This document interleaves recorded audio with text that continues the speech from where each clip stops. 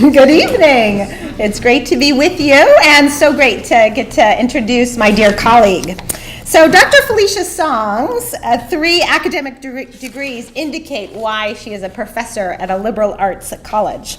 She has a BA from Yale in history, an MA from Northwestern University in communication studies, and finally a PhD from the University of Virginia in sociology.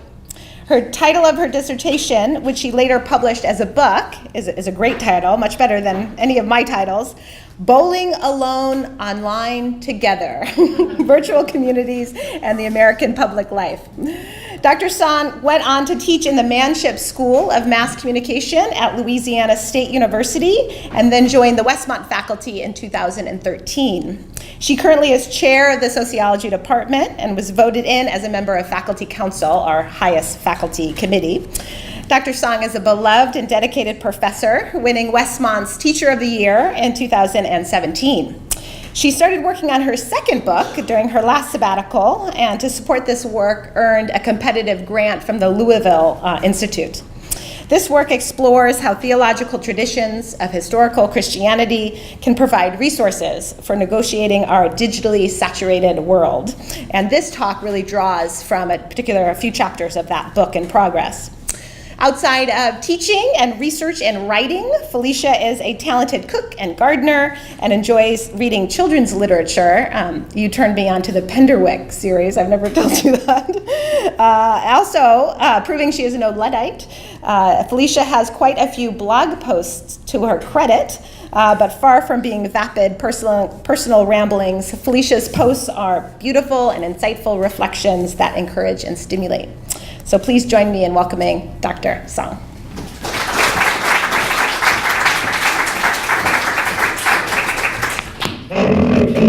Yep, that always has to happen. Thanks all for coming out. I should correct one of the details. I am not the talented cook. That would be my husband. That's not mine. I get to enjoy the works of my husband. So thanks all for coming out. I'm really excited to share these reflections about social media with you. There's so much that we can discuss about social media, its impact on young people, on politics, on our democracy, on our understanding of privacy, on data. You're gonna think, she's gonna talk about all of this. I'm not gonna talk about any of that. I've only got 40 minutes. So tonight I'm gonna focus on one part of social media that people actually don't talk about as much, that we don't read about as much in the news, and that is its industrializing tendencies. Okay, and as Eileen mentioned, this is part of a chapter I've been drafting, and so I'm really looking forward to your feedback and your questions. Okay, so as an introduction, I want to start by not talking about social media, actually, but about one of my favorite topics, food. Eat food, not too much, mostly plants. These are the words that begin Michael Pollan's book In Defense of Food, An Eater's Manifesto, and they function as the backbone to his proposal that we become more thoughtful about what and why we eat. So on the surface of things, this directive to eat food might seem a bit odd, since eating is a biological necessity and most of us don't have problems doing that. However, his emphasis is less on the word eat and more on the word food. That is, make sure that when you eat, you are consuming food, right? Not just processed food products like margarine, low-fat this, fat-free that, but what he calls real food, like plants, animals, and grains. And so in this manifesto, Pollan brings to light how so much of our food consumption is defined by our modern food industry and its nutritionism. That is, a tendency to see eating as merely an act of fueling up on the right vitamins. Whether we are reducing our intake of red meat or trying to increase our fiber, Pollan goes on to show that too often such recommendations are not necessarily grounded in sound scientific data, but rather promoted by vested interests, like the meat or corn industries.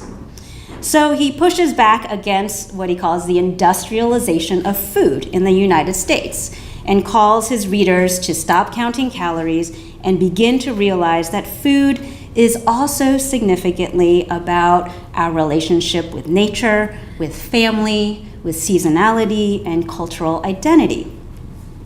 Now, with the rise of farmers markets, CSAs, and farm-to-table cuisine, we can see that Poland's hardly alone in his effort to push back against the taken-for-granted industrialization of our food. So you've been very patient with me. Here's why this matters. This evening, I want to propose that just as we have been sold food-like substances purporting to be better than the vegetation and grains of old, we have also been sold dazzling relationship-like moments, often purported to be better than the embodied relationships of old. And in the same way that our contemporary modes of agriculture are the result of a long string of decisions made by various food and agricultural industries, governments, and global markets, our social interactions are increasingly mediated by digital platforms that are also, in fact, the product of decades of decisions made by Silicon Valley, telecommunications companies, governmental agencies, and social media startups searching for new and efficient ways to monetize our most basic needs for relationship and belonging. So much as viewing food as merely a vehicle for nutrition destroys the most generative and delightful aspects of our humanity, so too does viewing communication as merely a vehicle for social influence or reputation maintenance. So, we in our human desires for love and acceptance may turn to social media to maintain and enhance our relationships, but we often forget that our favorite sites traffic not in relationships, but in the data they collect from us. Many of us click through the terms of agreement unread, and we prefer not to concern ourselves with how the data is aggregated and sold to third-party agents, whether they be advertisers tasked to sell widgets or hostile countries looking to swing votes. We prefer not to think about the fact that we are carrying out so much of our relational experiences in these proprietary spaces that are designed to cost us something. They cost us our data, they cost us our attention, and arguably our agency. Social media is an industry that has squarely adopted the well-worn revenue model of selling our eyeballs to advertisers and marketers. Deeply invested in the attention economy, the social media industry devotes itself to figuring out how to attract and retain more of our attention, both on a daily basis and from cradle to grave, as they like to put it. As a result, the most successful of social media platforms take great pains to develop algorithms that process through the data that we give off and calculate the optimal way of keeping us tethered to that site. Whether it is kittens or clickbait that makes our blood boil, social media is designed to deliver the emotional content that we crave, but not necessarily the nuance and complexity that we individually and collectively need. We've been told by scientists that our brains are physiologically hooked on dopamine hits with each digital notification we receive, and notably that this basic neurological mechanism mirrors what is found in gambling and alcohol addictions. There are disenchanted Silicon Valley insiders that use even stronger language to describe social media as a system of continuous behavior modification, pointing to social media's blatant reliance on strategies of behavioral psychology to draw us into their sites and then keep us there, particularly when we are feeling lonely or depressed. So while most of us remain blissfully unaware of how much we may have become the subjects of massive emotional engineering efforts, what makes this entire setup so messy and complicated is that this isn't just a simple matter of us as the victims and them, Silicon Valley, AKA the evil empire, right? It's not like that.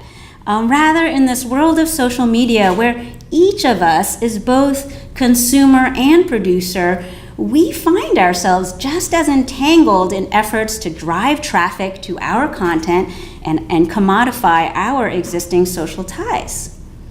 Now, don't get me wrong, the benefits that emerge from the industrialization of our relationships and our social networks are for real. Today, it is most certainly easier to connect with known friends and find new ones than it was years ago when we were limited to the lists of names in our Rolodex, if you can remember the Rolodex, or those who live in our geographic proximity. The care and support, the delight and excitement that we can extend and receive through social media is a genuine blessing. I really believe that.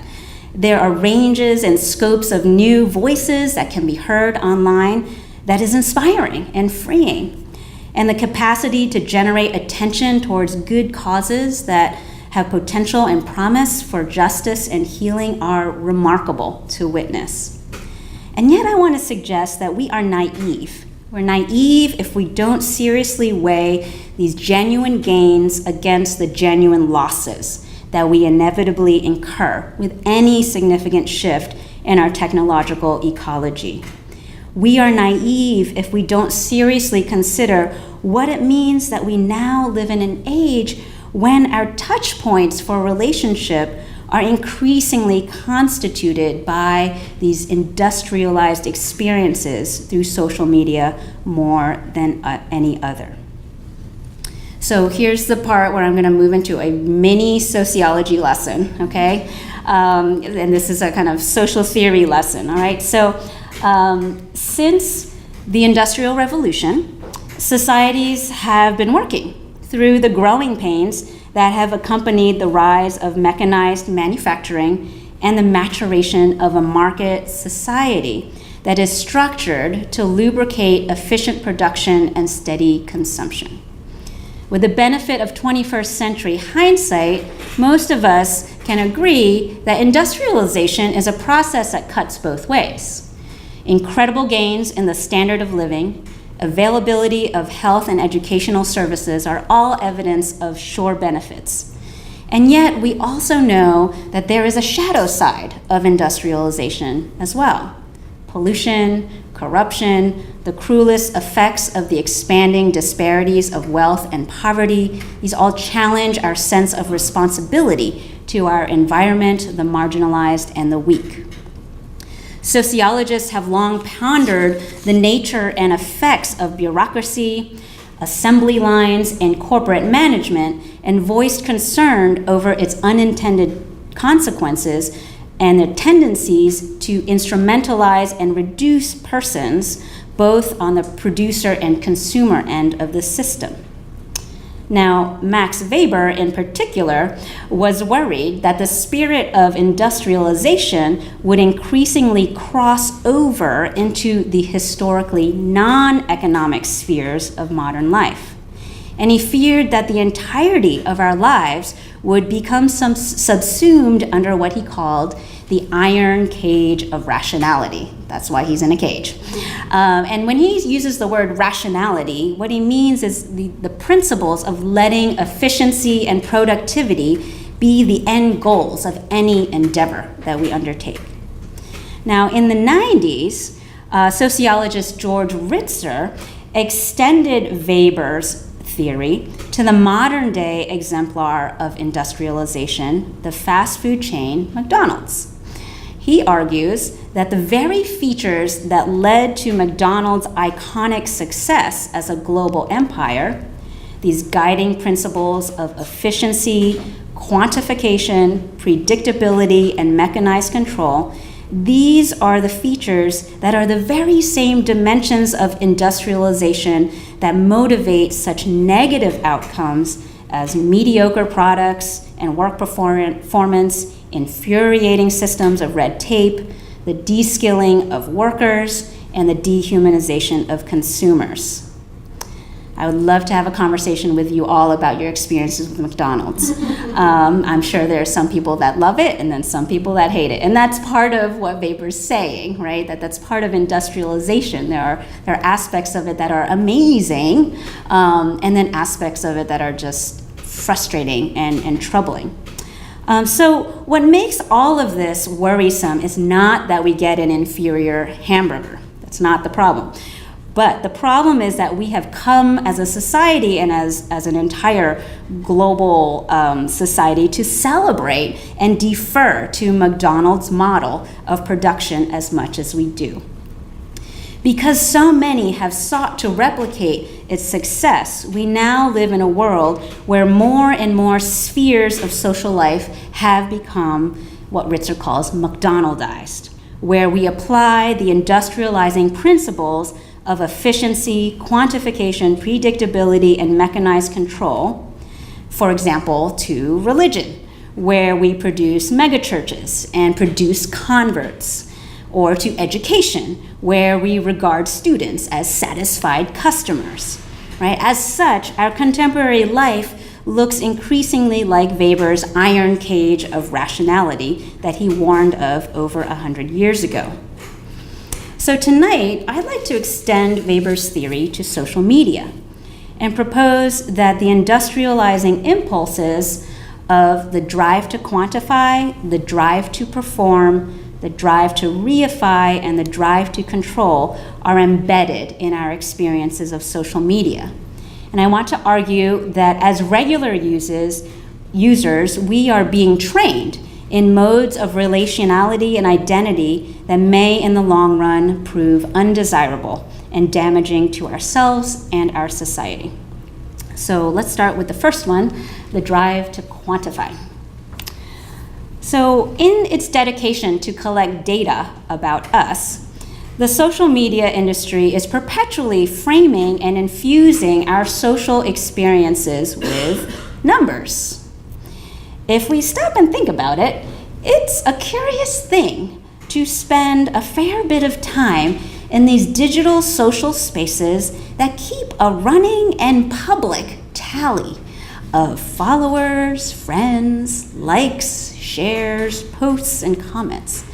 And even more curious, perhaps, is that for people who are generally afraid of math classes and big numbers, as Americans, we seem pretty comfortable navigating this online space that publicly enumerates the impact of our digital utterances. Now, the thing about these numbers is, of course, it may sound silly and perhaps even pathetic to suggest that we actually base our sense of self or our social standing on these numbers. But how many of us can honestly say that we aren't mildly injured when few people, or good heavens, what if no one, gives our post a thumbs up, right? How many of us can honestly say that we don't feel a jolt of satisfaction when someone finds so much value added in what we have offered on the altar of the social media feed that they actually share or retweet it? So whether we have paid a service to generate a clout number that sums up our degree of digital influence, whether we diligently track our Google Analytics, or maybe some of us simply look at how many likes our latest tweet has received, we in our fragile egos often use these numbers to tell us something about the degree to which we matter in the world, or even the degree to which we exist. And if we are particularly vulnerable because we may be depressed or lonely or young and still gestating a sense of identity, or simply having a bad day, we can easily fall into the trap of comparing our numbers against other people's numbers, feeling jealous, frustrated with ourselves, and in deep subconscious ways submit our sense of self to becoming more and more bound up in this ruthlessly quantified system of reward and punishment that is social media.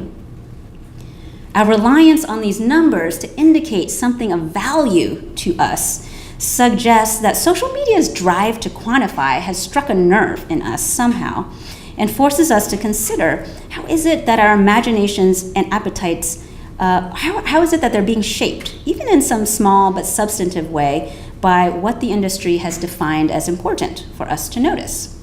Which begs the question, what is important about these numbers? Does having a larger number say something meaningful about the quality of relationships I participate in, or the quality of person I am becoming? As social media platforms perpetually update our numbers, so too do we perpetually check our numbers. And when we check, what exactly are we looking for? Is it an assurance of belonging? Is it legitimacy? Is it being desired? Right? Who do these numbers serve in the end? Whose chain is being yanked when these numbers seem to indicate our worth? Who ultimately benefits when we are driven to post more, engage more, and check more? This leads to the second feature, the drive to perform. So when you think about the way that social media platforms are set up, they're spaces designed with the effect of leveling out the actual hierarchy of friends and contacts we have in our lives. Whenever we post or tweet something, there is no distinction between whether we are expressing ourselves to our closest friend, our great aunt, the cool acquaintance we have always admired, our boss from work, or that old classmate we haven't seen since high school.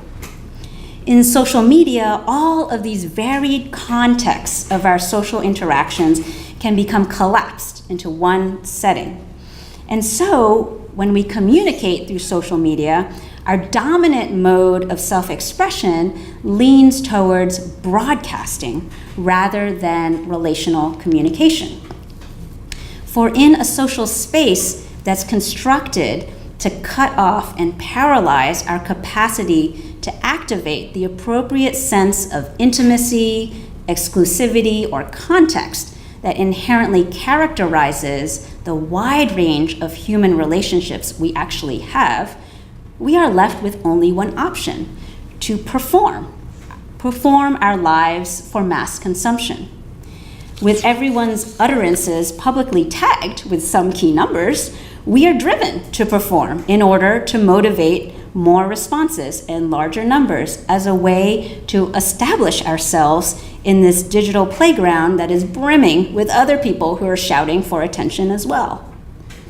So rather than revealing the mundane or negative, many people share and confess about how we feel this drive to selectively broadcast the positive, or what we imagine as the presentable aspects of our lives for all to see.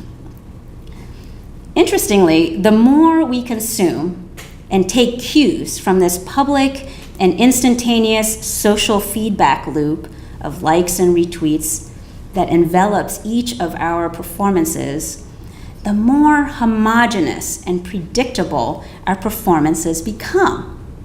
With each response's click of the thumbs up to express our support or acknowledgement, we are inadvertently socializing each other into publicly performing idealized versions of vacation, of parenthood, of leisure, of major life transitions like graduation, weddings, and even death. Now, by itself, this drive to perform is nothing new.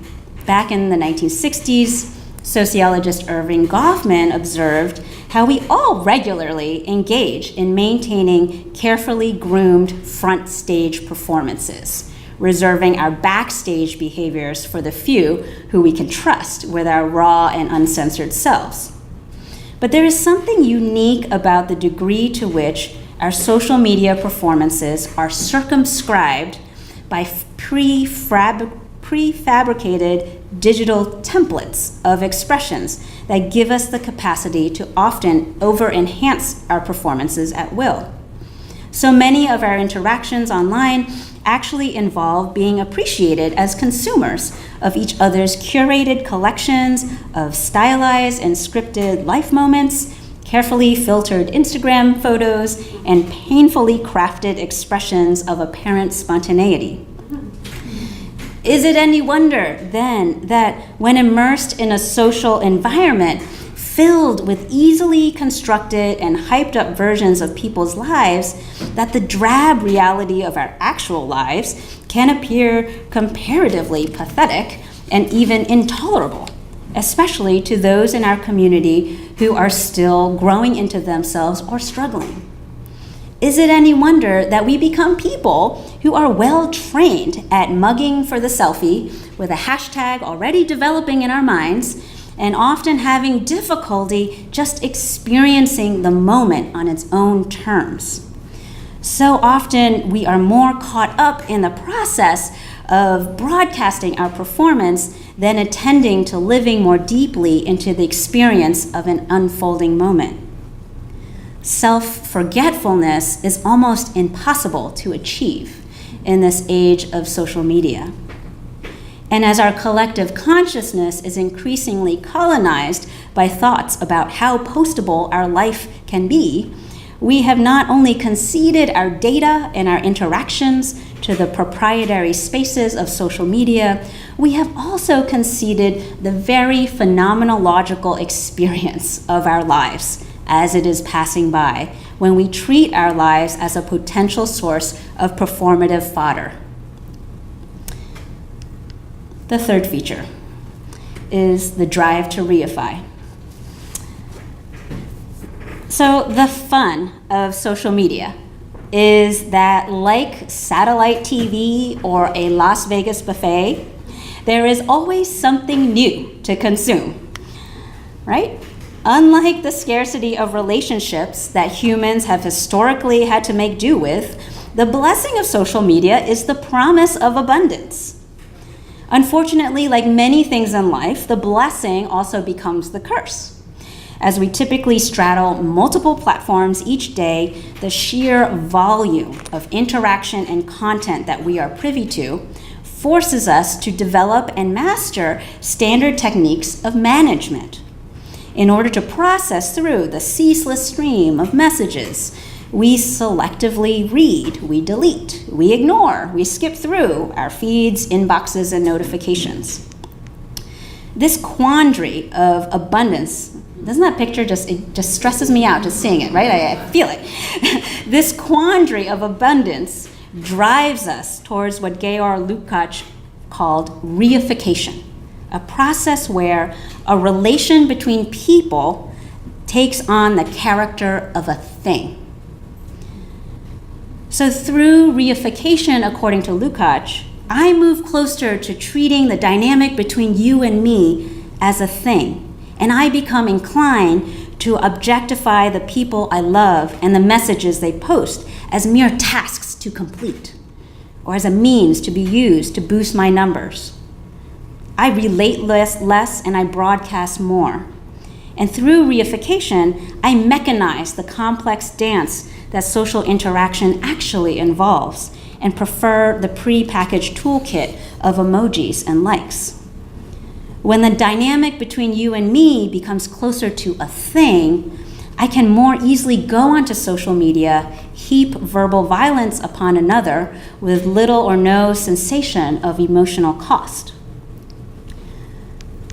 The more we objectify the content of our feeds, the more we go through our days with a pressing anxiety to keep up with the tweets, the emails, the texts, and our consciousness gradually becomes accustomed to being in a state of always catching up. We find ourselves relentlessly chased by a nagging sense of time poverty. To reflect on this drive is to reflect on how it is that both the very technology that promises to help us organize and efficiently deliver in our relationships exposes us to the avalanche of unprioritized requests and demands upon our attention in our lives. We never have enough time, and our postures towards relationality begins to bend and arc more and more towards a managerial stance of monitoring and surveilling. And again, if we begin to realize that our social media platforms gain nothing in attempting to resolving our sense of panic or time poverty, but benefit wholly from stoking that panic so that we keep coming back, then we must circle back to asking the unsettling question of whether our experience of the social has not only become industrialized in its felt experience, but also become industrialized as a means of profit for someone else's gain. So finally, the drive to control. In the industrialization of food, back to food, you can see this is always on my mind. For the sake of efficiency and productivity, decisions are made early about what part of a food is considered waste. The heads and innards of animals, the tops of carrots and radishes, the rinds of cheeses, these are all chopped off, thrown out, sent off to be processed in ways that are unseemly to consider in polite company. This drive to control the final product is mechanized and preemptive. As we get habituated into the industrialized ecology of social media, where we take for granted the quest to become more efficient and better trained in our drives to quantify, perform, and reify, we also begin to subconsciously believe that we ought to optimize every moment and cut out whatever is considered waste. So, what does social media encourage us to view as waste? I would like to suggest that it is the people who are sitting next to us. Consider, when we are working, watching our kids, having lunch, sitting through a meeting, our social media has trained us to become people haunted by a constant sense that maybe someone has posted, tweeted, liked something on our feed. Something is always happening, something potentially more important or valuable, and we have to look, we have to take a peek. Sociologist Zygmunt Bauman predicted that the technological flows would make it so that, he says, quote, making eye contact and thereby acknowledging the physical proximity of another human being spells waste. It portends the necessity of spending a portion of precious yet loathsomely scarce time on deep diving into embodied interaction. Bauman does not spare us his indictment. We know that we have all been there when we make that split-second decision to ignore the person and attend to our screens. We all know that meaningful offline interactions takes a lot of work and that the payoff can be great. It is, as Bauman puts it, a form of deep diving. But when we are preoccupied, when we are tired, and we are still looking for some kind of payoff, it is far more appealing to indulge in social media's promise of a dopamine hit and the promise of stumbling upon a social interaction that is far easier, even if not completely satisfying. To tend to those who are physically proximate to us is, as Bauman writes, a decision that would interrupt or preempt our hungry ritual of clicking through so many other potentially more interesting possibilities of social interactions. So ironically, while we look to social media to give us control over who or what we direct our attention towards, it is ultimately the companies that seem to have control over us. The more we turn to social media, the less we exercise and grow in our capacity to negotiate those real-life relationships that are so often not in our control. And the more we signal how we want to control things online with blocks and filters, the more we relinquish control and let the social media algorithm determine our perceived reality without the capacity to see just how much of a filter bubble our online horizons actually have become. So to be clear, I'm not saying, again, that social media is the evil agent, or that you necessarily even want to delete all your accounts now. What I do want to argue is that we need to come to grips with how social media mirrors the full dynamics of industrialization that we have been deeply immersed in for over 100 years.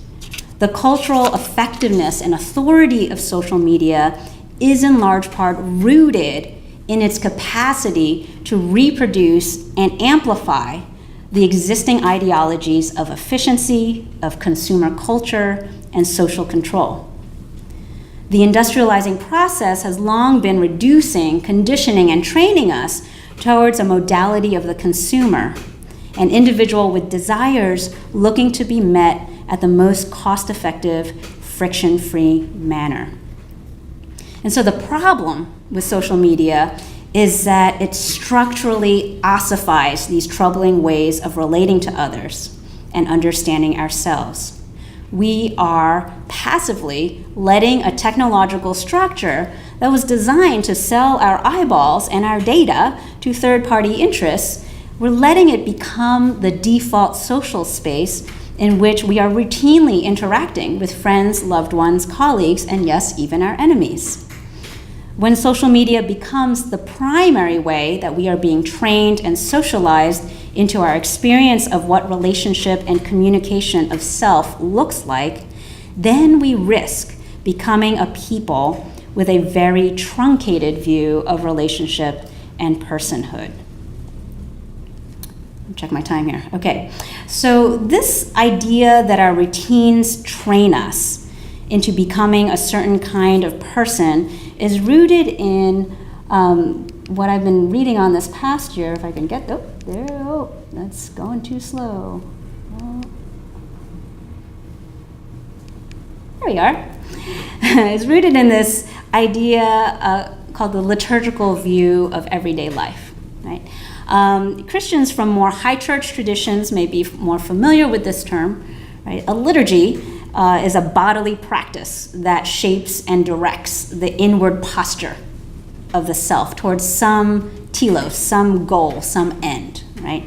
And typically, we might think of Christians as engaging in liturgies of worship at church on Sunday mornings, right? These are bodily practices that shape and direct the inward postures of people. So there's a philosopher, Jamie Smith, who expands on this notion of liturgy and argues for, where did it go? It keeps on disappearing.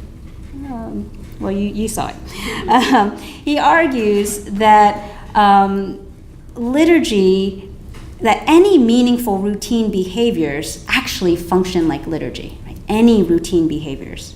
They will train us towards something. They'll train us towards some end. And if this is the case, what we need to ponder then is, toward what end are our liturgies of social media training us, right? What is it training us towards? And indeed, Anglican priest and author Tish Harrison Warren reminds us that Christianity is a religion that functions within a set of economic parameters that are wholly different from what we find in our experience of modern consumer society and what we find amplified in social media. And she writes this. Let's see if I can get there. There we are. She writes this. This daily formation, and she's talking about the formation we experience in contemporary America, right? This daily formation is often at odds with our formation in word and sacrament. In Christianity's alternative economy of the true bread of life, we are turned inside out so that we are no longer people marked by scarcity, jockeying for our own good, but are new people, truly nourished, and therefore able to extend nourishment to others. She keeps on going and she says, the economy of the Eucharist is true abundance. And this is the part I think applies specifically to social media. There is enough for me, not in spite of others, but because we receive Christ together as a community. So Warren's words serve as a reminder and the suggestion, right? That at the core of Christianity is this inside-out assertion that rather than believing that freedom comes through social influence, attention, and dominance, true freedom actually comes through acknowledging brokenness, being able to confess and receive absolution, and having the experience of self-forgetfulness when we encounter the mercy and love that God offers. So when we are being deformed by the demands of our social media to quantify, perform, reify, and control, I believe that Christianity and its new economy of the miraculous multiplication of loaves and fishes, shall we say, is actually a remarkable source of theology and praxis that can counterform and countertrain us against the industrializing liturgies of social media. Historical Christianity has long provided spiritual disciplines that were meant to countertrain those who understood that unreflective compliance to the dominant practices of our culture and society is to risk becoming deformed in one's soul. Now, when it comes to all things digital, we are living in a really interesting moment where I think we are seeing a turning in our culture. We are still people who remain breathless with excitement over the possibilities of social media, but there's also a growing fatigue, right? There's a growing hunger for something else. And we read more and hear more and maybe talk more about, struggling with digital addictions. We talk more about the toxic nature of online discourse. We see the rising popularity of apps that monitor and block our digital and social media usage. It's becoming more acceptable to openly discuss the personal and cultural costs of our contemporary digital lives. Very recently, there was a Pew study that reported that since the Cambridge Analytica revelations revealed Facebook's role in mishandling its users' data, interestingly, 42% of Facebook users have at some point since then taken an extended break. Now, I don't exactly know how long that is, but an extended break from the platform. And what I find even more interesting and hopeful is that 44% of Facebook's younger users, these are 18 to 29-year-olds, say that they have actually deleted Facebook from their phones in the past year. Now, that doesn't mean they still don't have Instagram and Snapchat and all that, right? But there's action, right? There's action that's been taken. And so we're in this interesting time, right, where I think for those who are part of a faith community need to ask, what is, especially if you're rooted in Christianity, what is the good news here? Like, what is the news to say to these people that are saying, no, something is not quite right, right? And I'm hoping that this talk kind of stirs in you thoughts and maybe conversations with people in your life to ponder what is that exactly? And I don't have the time to give you all the answers now. So to end, we've got to go back to food. All right, so there's a chef. His name is Dan Barber. He runs a restaurant called Blue Hill Farm, and like Poland, he is committed to pushing back against the industrialization of our food. But for Barber, he is driven not by a commitment to a healthful diet or a particular ethic. Rather, his main passion as a chef is taste. The thing he cares most about is serving food that tastes amazing. So for Barber, what's interesting is that good taste comes most naturally from untampered ingredients. And he searches out old varieties of vegetables and grains that went out of favor when they did not suit the large-scale transportation process that our food industry so heavily relies on. Because he sees how much the food supply is distorted by the mainstream food industry, one of his goals as a chef is to cook food that reminds his customers or teaches his customers what food can taste like. So he works with farmers to raise animals and grow plants that result in the best tasting squash, the best tasting cheese, the best tasting bread. This is one of his, like the best tasting tomato or carrot you've ever had, right? And he doesn't do much with it. It's just coming straight from the garden. And he's trying to offer these tastes that his diners might never have experienced before.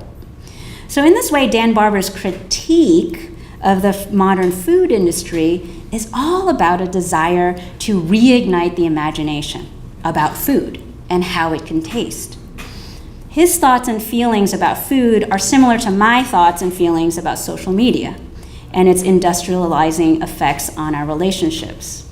For in the same way that we may never have tasted what a squash or a green bean could really be like, I wonder if we are at a point in which we may forget, or to use the food analogy, we may lose a taste for the amazing fruit that can be born out of a social landscape where human presence is unmediated and where time and space are not regarded as enemies, but as our friends. And for those who profess to follow after Jesus, we need to think through, who is this Jesus? Right? This is a Jesus who is an incarnational Savior who knew what it felt like to actually be pressed into the limits of time and space, but radically modeled how to live into that time and space with a love and mercy that transformed and healed. Jesus was an incarnational Savior who knew what it felt like to be pressed by multiple and competing demands, but again, radically modeled how to be fully present to those he surprised with his attention, and yet was also fully interruptible. And he's also the incarnational Savior who had every right to use the power he had at his disposal, but daily chose an ethic of non-power instead. So for those who confess to follow this Jesus, I think we should be seeking to imagine more deeply how to interrupt the industrializing tendencies of social media in our lives and vigilantly stake out a genuine and theologically informed vision of what it is to know and be known, so that one day we can turn to those around us and those who are just as hungry as we are and say to them, "Come, taste, and see." Thank you.